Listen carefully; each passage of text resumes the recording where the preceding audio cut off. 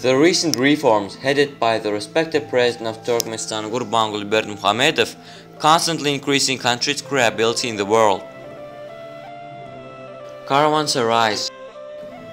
The Silk Road passed through steppes, oases, deserts, carrying goods.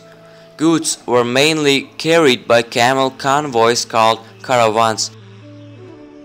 Caravans had to stop at caravanserais to take a rest and exchange trade.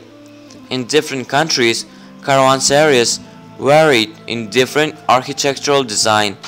In Chin and Central Asian caravanserais had more oriental design. In Georgia, Armenia, Albania, Anatolia, we see caravanserais more with European decorations.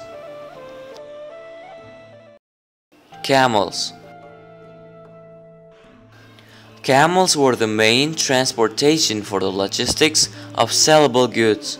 It is because camels can carry heavy loads and can survive without water for many days.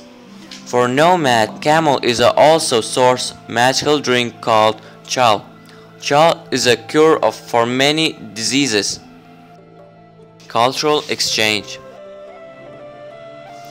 There has been exchange of culture, literature, science through the path passed by Silk Road.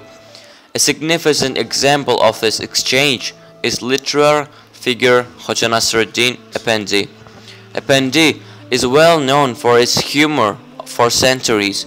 People from age 7 up to 70, they all know at least a few funny jokes of Efendi.